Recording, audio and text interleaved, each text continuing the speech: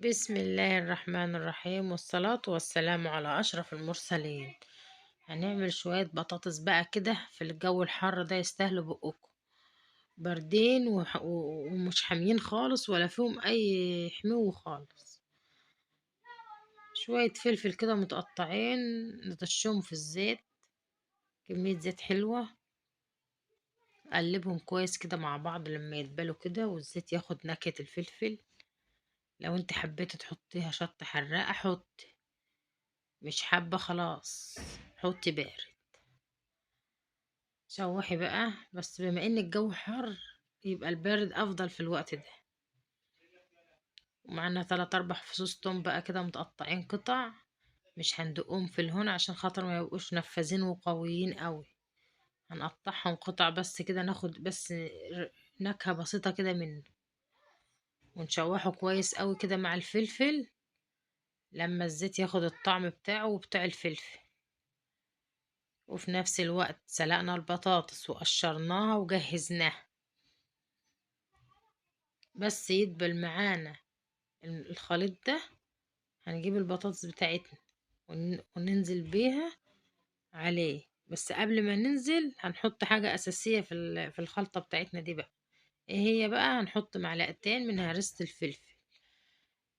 لو عايزة هرسة شطة حامية حط، عايزة بفلفل بارد حط. الحاجات دي حسب الرغبة، عشان ما فيش واحدة تخش تقول لي لا احنا حابين الحامي واحنا حابين البارد. ده يرجع لرغبتك يا حبيبة قلب انت وهي. لو بتحبي الحامي اعملي حامي، بتحبي البارد اعملي بارد. واهم حاجة بقى واهم تكاية في البطاطس المهروسة دي، التشويحة دي بقى في الخلطة. لازم تديها دقيقتين 3 كده تشويحة في الخلطة دي قبل ما تهرسي البطاطس، لان ده بيعلي معاك الطعم بتاع البطاطس قوي، ويخليها طعمها جميل ولها نكهة حلوة وقوية، غير لما تفرميها في ساعتها كده وتهرسيها في ساعتها. هنا شوحناها شوية كده وقلبناها شوية كده في النكهة الحلوة دي بتاعت الفلفل والتومة. وبعدين جبنا الهراسة وهرسناها. في الوقت ده انا هحط بهاراتي اللي انا بحبها مع البطاطس.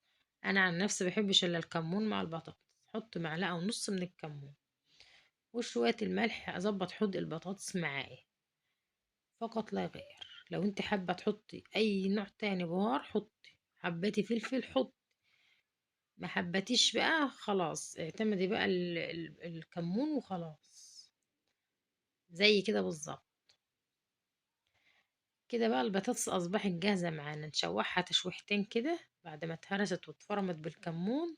لما ريحة الكمون تظهر كده وتبقى نفذة فيها، ونغرفها بالشكل ده. وبألف هنا وشفا على قلوب. مع بقى طبق طماطم شقاقيه، مع طبق خيار، مع طبق باذنجان متبل. ويا رب ما تنسيش اللايك والاشتراك في القناة لو لسه ما اشتركتيش، وكومنت حلو منك يسعدني كده ويفرحني. ويا رب أكون عند حسن ظنكم وبحبكم في الله. والسلام عليكم ورحمة الله وبركاته.